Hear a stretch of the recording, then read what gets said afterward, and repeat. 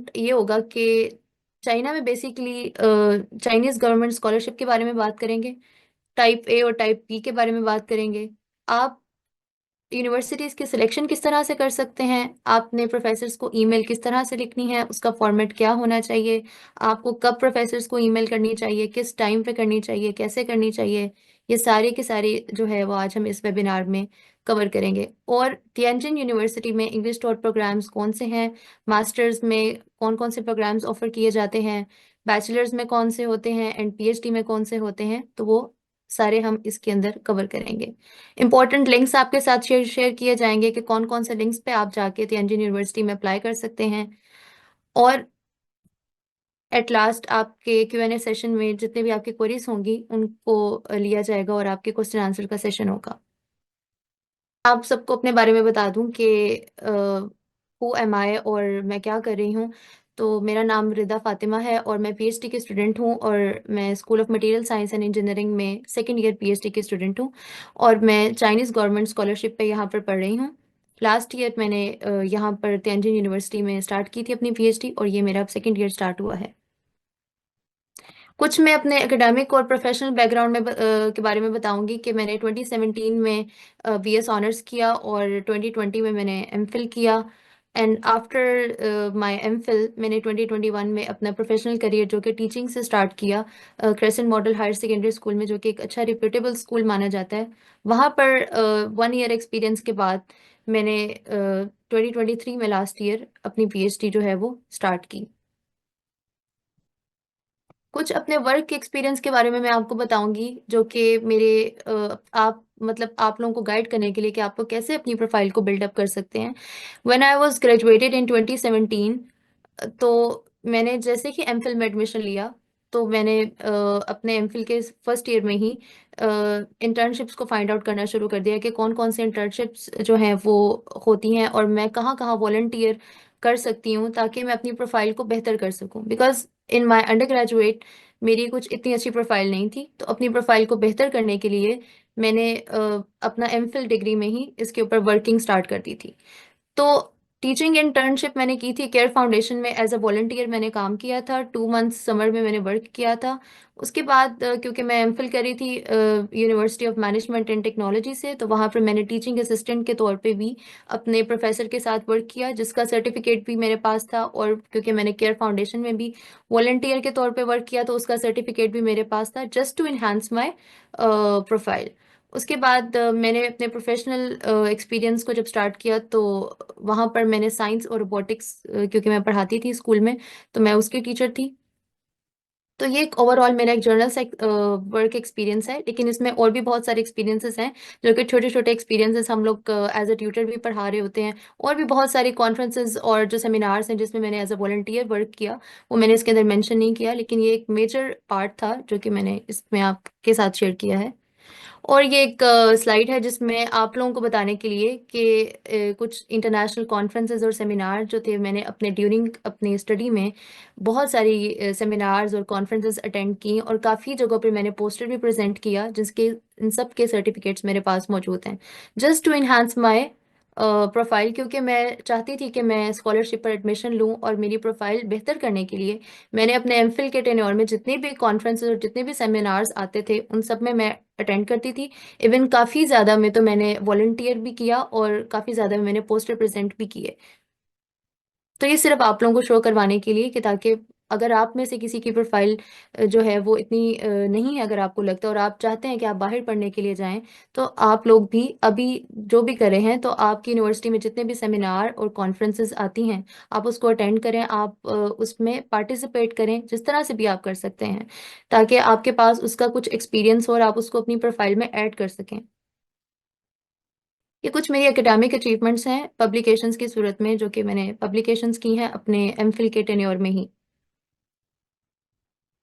अब मैं आपको यहाँ पर अपने बारे में बताने के बाद थोड़ा सा ये बताऊंगी कि चाइना के अंदर स्कॉलरशिप में आप किस तरह से अप्लाई कर सकते हैं। चाइना के अंदर बेसिकली जो मेन स्कॉलरशिप है वो चाइनीज गवर्नमेंट स्कॉलरशिप है, और भी बहुत सारी स्कॉलरशिप है, लेकिन मैं सिर्फ चाइना गवर्नमेंट स्कॉलरशिप के बारे में बात करूंगी। और भी बहुत सी प्रोविंशियल स्कॉलरशिप्स होती हैं, यूनिवर्सिटी स्कॉलरशिप्स होती हैं। तो चाइनीज गवर्नमेंट स्कॉलरशिप के बारे में आज हम स्पेसिफिकली बात करेंगे, टाइप ए और टाइप बी के बारे में। जो टाइप ए कैटेगरी होती है वो हम लोग अपनी जो कंट्री होती है उसकी एम्बेसी के थ्रू अप्लाई करते हैं, और उसकी एम्बेसी की एक डेट होती है जिस पे हमने अप्लाई करना होता है। जो टाइप बी होती है वो हम लोग यूनिवर्सिटी में अप्लाई करते हैं। और इसके अंदर मैंने स्टेप वाइज आप लोगों को बताने के लिए ये स्लाइड में मेंशन किया है कि स्टेप 1, स्टेप 2 एंड स्टेप 3, कि आपने Chinese government scholarship type B में अप्लाई करने के लिए क्या करना होता है। कि सबसे पहले तो आपने फाइंड आउट करना है कि आपके जो चाइना में कौन सी यूनिवर्सिटी है वो सीएसई स्कॉलरशिप ऑफर कर रही है। तो सबसे पहले तो आपको ये पता होना चाहिए कि चाइना की कौन सी यूनिवर्सिटी सीएसई ऑफर कर रही है। तो उसको आप कैसे देख सकते हैं, ये मैंने कुछ जो लिंक्स हैं अपनी स्लाइड में मेंशन किए हुए हैं। जो लिंक 1 है उसके अंदर आप उसको क्लिक करके आप वहां से भी देख सकते हैं, सब्जेक्ट वाइज रैंकिंग आपको पता लग सकती है कि कौन सी यूनिवर्सिटी में कौन सा डिपार्टमेंट, कौन सा प्रोग्राम जो है डिग्री का वो ऑफर किया जा रहा है, और किस तरह से वो आपको स्कॉलरशिप, चाइना गवर्नमेंट स्कॉलरशिप के साथ एफिलिएट है कि नहीं है। उसके बाद जो आपने सीएसई के पोर्टल के लिए अप्लाई करना है तो उसका लिंक भी सेकंड नंबर पे दिया हुआ है। और जो थर्ड नंबर पे लिंक है campuschina.org, तो इसके ऊपर भी जाकर आपको डिटेल इंफॉर्मेशन अपने प्रोग्राम से रिलेटेड, जिस भी प्रोग्राम में आप अप्लाई करना चाहते हैं वहां पे आपको इस वेबसाइट पर मिल सकती है। तो सबसे पहले आपने क्या करना है, सबसे पहले तो आपने शॉर्टलिस्ट करनी होती है यूनिवर्सिटीज को, और आपने ये देखना होता है कि कौन सी यूनिवर्सिटी जो है वो चाइनीज गवर्नमेंट स्कॉलरशिप जो है वो ऑफर कर रही है। आपने सबसे पहले वेबसाइट पे जाके अपने प्रोग्राम और अपने जो यूनिवर्सिटी है वो फाइंड आउट करनी है। इन जो मैंने दिए गए लिंक्स हैं यहाँ पर आप जाके देख सकते हैं। उसके बाद जब आपको पता लग जाए कि इस यूनिवर्सिटी में आपका प्रोग्राम ऑफर हो रहा है और आप वो इंग्लिश टॉट में है। अगर आप चाइनीज टॉट में करना चाहते हैं तो उसके लिए आपके पास HSK का सर्टिफिकेट होना जरूरी है, जो कि HSK 5 लाजमी होना चाहिए। तो मेजोरिटी ऑफ द स्टूडेंट्स जो हैं वो इंग्लिश टॉट में ही अप्लाई कर रहे होते हैं, तो इसीलिए हर कोई बच्चा यही देख रहा होता है कि इंग्लिश टॉट प्रोग्राम कौन सा है।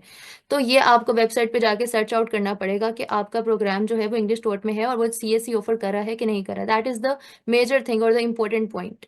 उसके बाद आपने यूनिवर्सिटी फाइंड आउट करने के बाद आपने फैकल्टी को फाइंड आउट करना है, फैकल्टी को टारगेट करना है कि कौन सी फैकल्टी जो है वो आपके रिसर्च से अलाइन करती है। ये तो सिर्फ मैंने 3 जो स्टेप बताए हैं ये मेन स्टेप हैं, इसको अभी हम डिटेल में जाके नेक्स्ट स्लाइड्स में देखेंगे कि आपने किस तरह से देखना है। तो सेकंड स्टेप ये होता है कि first of all you find the university and your relevant program, and the second thing is that you need to find the faculty related to your research area. उसके बाद थर्ड पे obviously if you find the supervisor और the professor, तो third पे आप direct apply करेंगे उस university में। ये जो लिंक्स है ये मैं चैट में भी पेस्ट कर दूंगी ताकि आप लोगों को आसानी हो जाए। अब ये मैंने एक सिर्फ डेमो के लिए जो है पिक्चर्स ली हुई हैं। ये campuschina.org की वेबसाइट है। आप जो भी ब्राउज़र यूज़ करते हैं आप उसमें इसको कॉपी करेंगे, और कॉपी पेस्ट करने के बाद आपके पास कुछ इस तरह से इंटरफेस आ जाएगा जिस तरह की मेरी स्क्रीन में शो हो रहा है आप लोगों के पास। अब इस तरह से आपके पास जब एक इंटरफेस आ जाएगा तो ये मैंने कुछ फिल्टर्स अप्लाई किए हैं, यानी कि जिस तरह फर्स्ट फिल्टर में मैंने मास्टर की डिग्रीज को देखना चाहा है, उसके बाद इंग्लिश टॉट में मैं देखना चाह रही हूँ, और थर्ड नंबर पे प्रोविंस है। जिस भी प्रोविंस में आप देखना चाह रहे हैं तो आप उस प्रोविंस को टारगेट करेंगे। फोर्थ वन पे मैंने यूनिवर्सिटी का नाम लिखा हुआ है और फिर सर्च किया हुआ है। तो आप देख सकते हैं कि आप एक एग्जाम्पल के तौर पे मैंने यूनिवर्सिटी को सर्च आउट किया, और यूनिवर्सिटी तियानजिन यूनिवर्सिटी में जितने भी प्रोग्राम्स ऑफर हो रहे हैं मास्टर्स में जो कि इंग्लिश टॉट है, आगे उनका इंस्ट्रक्शन ऑफ लैंग्वेज भी लिखा हुआ है जो कि इंग्लिश में है, तो ये डिटेल आपके पास आ जाएगी। It's just for the example, आपको बताने के लिए कि how you find the universities and your respective programs. उसके बाद जब आप इस तरह से फाइंड आउट कर लेंगे कि कौन सी यूनिवर्सिटी में आपने अप्लाई करना है और आपका प्रोग्राम किस यूनिवर्सिटी में है, तो आपने ये तियानजिन यूनिवर्सिटी में फर्स्ट रो में you just click on the university name, and after clicking on the university, the second step, here is the another interface. The next pop-up window, will be appeared on your desktop. तो इस तरह से आपके एक window आ जाएगी, ये आप देख सकते हैं। इस विंडो में आप देख सकते हैं कि तियानजिन यूनिवर्सिटी जो है वो मेंशन हो रही है, और ये मैंने एरो के साथ भी बताने की कोशिश की है। अब जब आप व्यू मोर पे क्लिक करेंगे तो व्यू मोर पे जाने के बाद मजीद एक और विंडो ओपन हो जाएगी, और यहाँ पर आप देख सकते हैं जहाँ पे मैंने एरो मेंशन किया हुआ है, आपके पास यूनिवर्सिटी की वेबसाइट आ जाएगी। अच्छा, अब ये सारा कुछ मैंने क्यों बताया है? बेसिकली मैं आपको डायरेक्ट अपनी यूनिवर्सिटी की वेबसाइट भी बता सकती थी। ये सिर्फ मैंने आपको इसीलिए बताया है कि अगर आप किसी और यूनिवर्सिटी में अप्लाई करना चाहते हैं, चाइना की कोई भी यूनिवर्सिटी को देखना चाहते हैं, उसके बारे में डिटेल में पढ़ना चाहते हैं कि वो यूनिवर्सिटी कौन सी स्कॉलरशिप ऑफर कर रही है, और सारी यूनिवर्सिटीज जो हैं वो डिफरेंट प्रोविंशियल स्कॉलरशिप्स और यूनिवर्सिटी स्कॉलरशिप्स भी ऑफर कर रही होती हैं, तो आपको हर यूनिवर्सिटी की ऑफिशियल वेबसाइट पर जाके उन सबकी डिटेल्स को देखना पड़ेगा। तो ये सिर्फ मैंने आपको एक एग्जांपल दी है तियानजिन यूनिवर्सिटी की। सेम प्रोसेस के थ्रू आप डिफरेंट यूनिवर्सिटीज को इसी तरह से बिल्कुल सर्च आउट कर सकते हैं। उसके बाद फर्स्ट स्टेप हो गया कि आपने यूनिवर्सिटी किस तरह फाइंड आउट करनी है, और आपने किस तरह से अपने प्रोग्राम को देखना है कि वो इंग्लिश टोट में है भी कि नहीं है।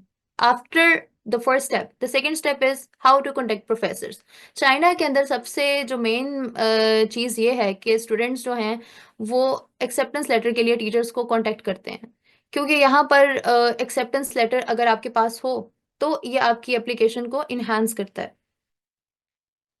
करता है और आपकी एप्लीकेशन, आपकी स्कॉलरशिप के चांसेस जो हैं वो ज़्यादा हो जाते हैं। तो अब ये होता है कि स्टूडेंट्स जो हैं वो एक लाइक आफ्टर आफ्टर अगस्त और सितंबर students started doing the emails to the teachers, और बहुत ज़्यादा ईमेल्स जो हैं वो बच्चे स्टार्ट कर देते हैं just to get the acceptance letter कि उनको स्कॉलरशिप किसी तरह से मिल जाए। तो अब आपने किस तरह से अपने रेलेवेंट प्रोफेसर से कांटेक्ट करना है, ये एक मेजर प्रॉब्लम भी है।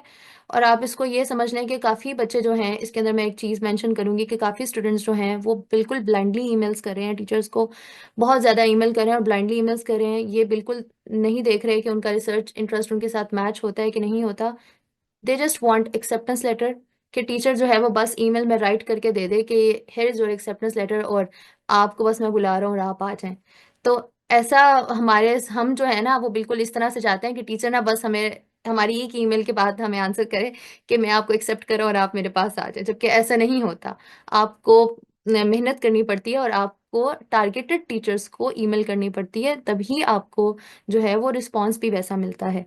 जब भी जो बच्चे हैं वो बहुत ज़्यादा ईमेल कर रहे हैं और उनको आगे से टीचर्स के रिस्पॉन्स नहीं आ रहे। तो सबसे पहले मैं आपको ये बताऊंगी कि आपने टीचर्स को कांटेक्ट कैसे करना है। जब आपने फर्स्ट स्टेप पे आपने यूनिवर्सिटी फाइंड आउट कर ली कि आपने कौन सी यूनिवर्सिटी में जाना है और आपका वो प्रोग्राम है कि नहीं, उसके बाद आप उस ऑफिशियल वेबसाइट पे जाकर फैकल्टी में आप जाएंगे। हर ऑफिस किए हुए होते हैं। जब आप डिफरेंट स्कूल्स में जाएंगे तो हर स्कूल में, हर डिपार्टमेंट में फैकल्टी की लिस्ट होती है। आपको सिर्फ थोड़ा सा सर्च आउट करना पड़ता है। जब आप सर्च करेंगे तो फैकल्टी की लिस्ट आ जाएगी। फैकल्टी की लिस्ट आने के बाद हर टीचर के ईमेल वहां पर दी गई होती है, और ईमेल के साथ उसके रिसर्च इंटरेस्ट, उसकी पब्लिकेशन, सब कुछ, उसके वो कौन किन प्रोजेक्ट्स पे काम कर रहा है, उसकी सब रेलिवेंट जो डिटेल्स हैं वो उसके प्रोफेसर के वेबसाइट पे दी गई होती हैं। आपने वहां से जाके अपने रिसर्च इंटरेस्ट के साथ मैच करनी है प्रोफेसर की प्रोफाइल। अगर आपकी बिल्कुल प्रोफाइल मैच नहीं हो रही तो थोड़ी बहुत अलाइनमेंट के लिए, वैसे तो किसी भी बच्चे की पूरी पूरी रिसर्च बिल्कुल मैच नहीं हो रही होती, लेकिन आपने थोड़ा बहुत अलाइन करना होता है अपनी रिसर्च को प्रोफेसर की रिसर्च के साथ।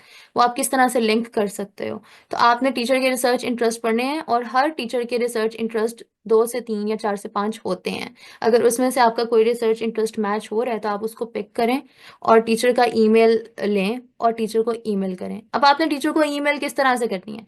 आपने ये नहीं करना कि आप टीचर को ईमेल जो है वो बहुत लेंथी ईमेल कर रहे हैं, और क्योंकि यहाँ पर ऐसा होता है, यहाँ पर क्या, मेरे ख्याल से कि इंटायर अगर हम वर्ल्ड की बात करें तो आई डोंट थिंक सो कि कोई, all of the people are so busy nowadays, तो आई डोंट थिंक सो कि कोई भी जो है वो बहुत बहुत लंबी लंबी ईमेल्स पढ़ता है। कुछ लोग पढ़ते भी होंगे, ऐसा नहीं है, लेकिन कुछ मेजोरिटी ऑफ द पीपल नहीं पढ़ते, इग्नोर कर देते हैं due to their busy schedule.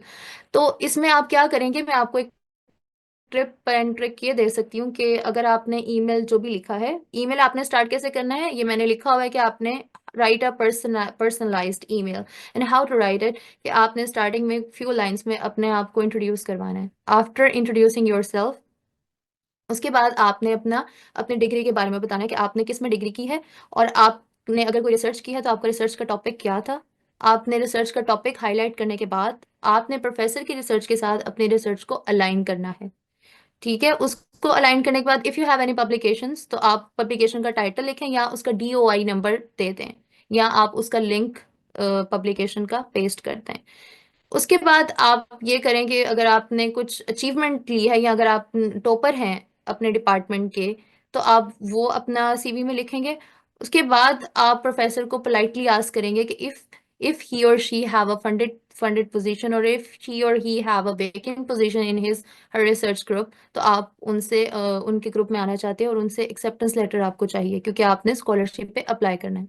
तो इस तरह से आपने एक ईमेल को स्टेप बाय स्टेप पॉइंट्स में लिखना होता है, जो कि आपने इंट्रोडक्शन से लेके लास्ट में अपने रिसर्च इंटरेस्ट और सब डिटेल्स बतानी है। और लास्ट बट नॉट लीस्ट आपने अपनी सीवी भी अटैच करनी होती है, और अगर आपकी कुछ पब्लिकेशंस हैं इफ़ यू वांट तो आप उनको भी अटैच कर सकते हैं। अब इसमें टिप एंड ट्रिक ये है कि अगर आपकी बहुत लंबी ईमेल हो रही है तो आप ये करें कि जो आपके इम्पोर्टेंट पॉइंट्स हैं आप उनको उसमें से कीवर्ड्स को बोल्ड कर सकते हैं। जस्ट के अगर प्रोफेसर ने for example let's say open कर ली आपकी ईमेल, तो वो पूरी ईमेल नहीं पढ़ना चाह रहा, तो वो उन बोल्ड वर्ड्स को देख ले और वो उसी को स्किम करके उसको देख ले, उसको पता लग जाए। एंड इफ ही और शी इंटरेस्टेड तो वो ऑब्वियसली सी बात है वो कीवर्ड्स पढ़ने के बाद पूरी ईमेल जरूर पढ़ेगा। और अगर वो इंटरेस्टेड नहीं है तो वो फिर इसका मतलब है कि वो आपके साथ नहीं काम करना चाह रहा और उसके पास नहीं है फंडेड पोजीशन, तो मे बी वो नहीं रिप्लाई करेगा। और नॉर्मली ये होता है कि नॉर्मली टीचर्स तो ईमेल ओपन नहीं कर रहे होते हैं या कुछ पढ़े होते हैं, तो आप लोगों को वेट करना होता है ईमेल्स करने के बाद। एटलीस्ट आप 2 से 3 डेज वेट करें हर टीचर की रिस्पॉन्स का। अगर टीचर का रिस्पॉन्स नहीं आता तो फिर आप उनको एक रिमाइंडर, सॉफ्ट रिमाइंडर ईमेल करें आफ्टर 2 to 3 डेज, और उसके बाद वेट करें कि टीचर जो है वो आपको ईमेल का रिस्पॉन्स करे। और अगर फिर भी नहीं करा तो फिर आई वुड सजेस्ट कि मे बी वो इंटरेस्टेड ना हो आपके साथ काम करने में, तो फिर you can search for another professor. तो ये तो सारा हो गया कि आपने ईमेल्स किस तरह से करनी है और प्रोफेसर को कैसे कांटेक्ट करना है। अगर आपको प्रोफेसर से एक्सेप्टेंस लेटर मिल गया है तो फिर ऑब्वियसली सी बात है, the third step is that you need to apply on the CSC portal, और उसके बाद आपने यूनिवर्सिटी पे अप्लाई करना है। तो अब मैं आपको तियानजिन यूनिवर्सिटी के बारे में थोड़ा सा बताऊंगी, क्योंकि मैं तियानजिन को रिप्रेजेंट कर रही हूँ और मैं यहाँ की एम्बेसडर भी हूँ। तो मैं आपको इसके बारे में बताऊंगी कि हमारी यूनिवर्सिटी में आप किस तरह से अप्लाई कर सकते हैं और हमारी यूनिवर्सिटी के क्या रूल्स हैं और क्या रेगुलेशंस हैं। तो तियानजिन यूनिवर्सिटी के बारे में सबसे पहले मैं आपको ये बताऊंगी कि तियानजिन की इस टाइम जो क्यूएस 2025 की वर्ल्ड रैंकिंग है वो 269 है। और ये मैंने आपको मेरी स्क्रीन में भी शेयर हो रहा होगा। उसके बाद तियानजिन में कौन कौन से प्रोग्राम्स इंग्लिश टॉट में हो रहे हैं, तो they are number of programs. Bachelors जो प्रोग्राम है वो केमिकल इंजीनियरिंग में, फार्मास्यूटिकल साइंस में, इन्वायरमेंटल इंजीनियरिंग में, and the fourth one is environmental science, जो कि यहाँ पर मेंशन नहीं है, लेकिन इन्वायरमेंटल साइंस में भी बैचलर्स जो है वो इंग्लिश टॉट में हो रहा है। अगर मास्टर्स की मैं बात करूँ तो they are number of programs जो कि इंग्लिश टॉट में हो रहे हैं। और अगर मैं पीएचडी की बात करूं तो पीएचडी में भी बहुत सारे जो प्रोग्राम्स हैं, देयर नंबर ऑफ प्रोग्राम्स जो कि इंग्लिश टॉट में हैं। तो अगर आपको एक्सेप्टेंस लेटर मिल गया है तो वेल एंड गुड, अच्छी बात है। अगर नहीं मिला तो तियानजिन में acceptance letter is not mandatory. हाँ, लेकिन अगर आपने डॉक्टोरल प्रोग्राम में अप्लाई करना है तो आई वुड सजेस्ट कि अच्छी बात है आपके पास एक्सेप्टेंस लेटर होना चाहिए। अगर आप मास्टर लेवल पे अप्लाई करें और अगर आपके पास एक्सेप्टेंस लेटर नहीं है और आपकी प्रोफाइल अच्छी है, प्रोफाइल अच्छी से मुराद है अगर आपका सीजीपीए अच्छा है, लाइक 3 अबव है, 3 और 3.2 से अबव है, आपके पास 1 या 2 पब्लिकेशंस भी हैं, आपके पास डिफरेंट वॉलंटियर और डिफरेंट कॉन्फ्रेंसेस एक्सपीरियंसेस हैं, और अगर आपके पास एक्सेप्टेंस लेटर नहीं है, मास्टर पे अप्लाई कर रहे हैं अगर आप, तो आपको स्कॉलरशिप मिलने के चांसेस होंगे। और यहाँ पे काफ़ी ऐसे स्टूडेंट्स हैं जो एक्सेप्टेंस लेटर के बगैर भी सिलेक्ट हुए हैं। ऐसा नहीं है कि उनके पास एक्सेप्टेंस लेटर नहीं था और वो सिलेक्ट नहीं हुए। तो ये मैं मास्टर लेवल्स की बात कर रही हूँ। अगर आपने पीएचडी में अप्लाई करना है तो पीएचडी में आपके पास जो है एक्सेप्टेंस लेटर होना ज़रूरी है, क्योंकि आपको पता होना चाहिए कि आपने किस सुपरवाइजर के पास आके काम करना है। ठीक है, तो ये पीएचडी और ये मास्टर के लिए हो गया।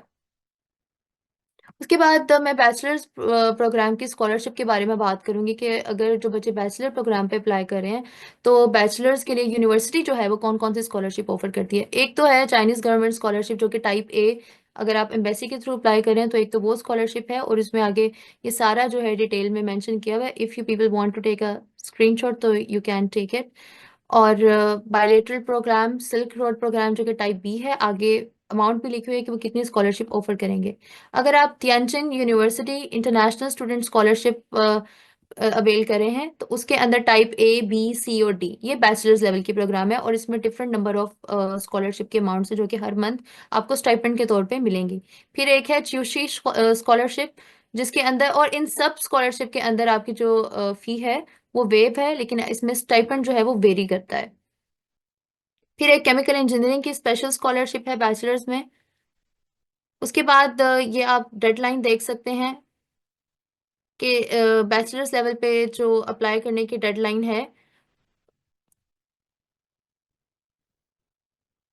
स्कॉलरशिप डेडलाइन इज 1 अप्रैल 2025। और ये कौन कौन सी स्कॉलरशिप्स ऑफर हो रही हैं बैचलर्स प्रोग्राम पे और उनके कितना स्टाइपेंड है, you can take a screenshot if you want. और बैचलर्स लेवल के प्रोग्राम में अगर आपने चाइनीज लैंग्वेज, अगर आप इंग्लिश टॉट में नहीं करे अप्लाई, अगर आपने चाइनीज में करना है तो आपके पास HSK 4 होना ज़रूरी है।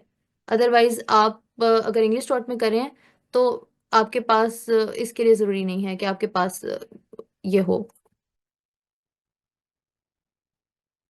उसके बाद अगर मास्टर्स प्रोग्राम की बात की जाए तो मास्टर प्रोग्राम में डिफरेंट स्कॉलरशिप्स जो हैं वो तियानजिन यूनिवर्सिटी ऑफर करी है।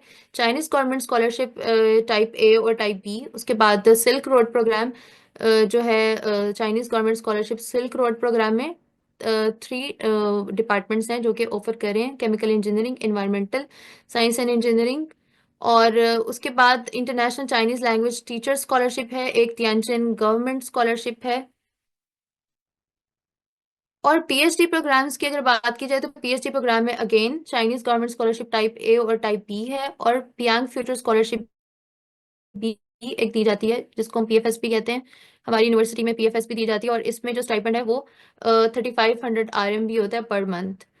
और अगर हम उसकी बात करें सीएससी के पीएचडी स्कॉलरशिप के स्टाइपेंड की बात करें तो वो 4500 होता है अगर आप ऑफ कैंपस रहते हैं। अगर आप इन कैंपस ऑन कैंपस रहते हैं तो उसके लिए आपको स्टाइपेंड जो है वो 3500 ही मिलेगा। अब ये कुछ रिक्वायरमेंट्स है, अगर आपने बैचलर्स लेवल पे प्रोग्राम में अप्लाई करना है तो आपके पास कौन कौन से डॉक्यूमेंट्स जो हैं वो रिक्वायर्ड हैं। ऑब्वियसली सी बात है, आपके पास पासपोर्ट होना चाहिए। आप 25 से आपकी एज जो है वो अंडर होनी चाहिए। और अगर आप चाइनीज टॉट प्रोग्राम में अप्लाई करें तो आपके पास HSK 5 होना चाहिए। अगर आप इंग्लिश टॉट में कर रहे हैं तो आपके पास आइल्स 6 बैंड या डोलिंगो आपके पास होना चाहिए, नो लेस देन 100। अगर आप मास्टर या पीएचडी प्रोग्राम में अप्लाई कर रहे हैं तो ऑब्वियसली सी बात है, आपके पास पासपोर्ट होना चाहिए। और इसमें जो एज है, मास्टर प्रोग्राम में अप्लाई करने के लिए आप 35 से अंडर होने चाहिए, और डॉक्टोरल प्रोग्राम में अप्लाई करने के लिए आप 40 से अंडर होने चाहिए, तो आप अप्लाई कर सकते हैं। और सेम लैंग्वेज की रिक्वायरमेंट्स हैं। हाँ, इसके अंदर ये है कि अगर आप एमबीए में अप्लाई करें तो एमबीए के लिए तियानचिन यूनिवर्सिटी में आइल्स होना बहुत ज़रूरी है। 6.5 आइल्स आपके पास होना चाहिए, और इसमें डुओलिंगो एक्सेप्टेबल नहीं है। आपके पास आइल्स होना चाहिए या आपके पास टोफल होना चाहिए, तभी आप अप्लाई कर सकते हैं। उसके बाद आपके पास कौन कौन से नंबर ऑफ डॉक्यूमेंट्स होने चाहिए। आपके जो आप जिस भी प्रोग्राम में अप्लाई करें, आप मास्टर में करें हैं, पीएचडी में करें, तो आपके पास जो प्रीवियस आपके एजुकेशनल सर्टिफिकेट्स हैं आपके पास वो होने चाहिए। आपकी एकेडमिक ट्रांसक्रिप्ट्स होनी चाहिए, पासपोर्ट होना चाहिए। और अगर आप चाइनीज टॉट में करें तो आपके पास लैंग्वेज सर्टिफिकेशन होनी चाहिए। अगर आप इंग्लिश टॉट में करें हैं, बैचलर्स में करें हैं, तो आपके पास डुओलिंगो या आइल्स होना चाहिए। उसके बाद आपके एक सीवी होनी चाहिए आपके पास, या रिज्यूमे हो या सीवी हो। आपके पास एक पर्सनल स्टेटमेंट या स्टडी प्लान बना हुआ हो, जिसमें आप स्टडी प्लान और पर्सनल स्टेटमेंट में अपनी डिटेल, अपना इंट्रोडक्शन कराते हैं, और आपने कौन से स्कूल से पढ़ा और आपने कौन से इंस्टीट्यूशन से पढ़ा, आपने क्या रिसर्च किया, आपका रिसर्च का टाइटल क्या था, आपकी पब्लिकेशंस हैं कितनी हैं, ये सारी डिटेल आपने अपने स्टडी प्लान और पर्सनल स्टेटमेंट में मेंशन करनी होती है। और स्टडी प्लान और पर्सनल स्टेटमेंट में आपने एंड में ये भी बताना होता है कि आप चाइना में क्यों अप्लाई करें, और आप इस स्पेसिफिक यूनिवर्सिटी में ही क्यों अप्लाई करें, और आपके फ्यूचर प्लान्स क्या होंगे। तो ये एक स्टार्ट इंट्रोडक्शन से लेके एंड तक एक डॉक्यूमेंट होता है जो कि आपने बनाना होता है। उसके बाद आपका फॉरेनर फिजिकल एग्जामिनेशन फॉर्म होना चाहिए। आपके पास नॉन क्रिमिनल रिकॉर्ड जो है आप बनवाते हैं सर्टिफिकेट, वो होना चाहिए। और दूसरे सर्टिफिकेट्स जो हैं, अगर आपके पास आपके पब्लिकेशंस हैं या अदर सर्टिफिकेट्स में अगर आपके पास कोई वॉलंटियर एक्सपीरियंस है, तो वो डिफरेंट अदर सर्टिफिकेट्स हैं जो कि आपके इन्हांस करते हैं आपके एप्लीकेशन को। अगर आपके पास वो हैं तो ज़्यादा अच्छी बात है। अब आपने अप्लाई कैसे करना है तियानजिन यूनिवर्सिटी में? सबसे पहले आपने ऑनलाइन अप्लाई करना है। ये लिंक दिया हुआ है, आप इसको स्क्रीनशॉट भी ले सकते हैं। आप यहाँ इसका स्क्रीनशॉट ले लीजिए कि आपने इस वेबसाइट पर जाके अपने आप को रजिस्टर करना है, ऑनलाइन अप्लाई करना है। इसके टोटल 5 स्टेप्स हैं। फर्स्ट आप ऑनलाइन अप्लाई करेंगे, सेकंड में आपका प्रीलिमिनरी रिव्यू होगा यूनिवर्सिटी की तरफ से, थर्ड पे एवेल्युएशन पे जाएगा, एंड फोर पे राइटिंग एग्जाम तो नहीं होता, इंटरव्यू होता है, तो इंटरव्यू पे जाएगा फोर्थ पे। आफ्टर पासिंग द इंटरव्यू आपका स्टेटस चेंज हो जाएगा कि आपको एडमिशन मिला है कि नहीं मिला। और जब आपने स्कॉलरशिप, चाइनीज गवर्नमेंट स्कॉलरशिप पे अप्लाई किया होता है, तो इसके जो रिजल्ट्स हैं वो जुलाई में अनाउंस हो जाते हैं।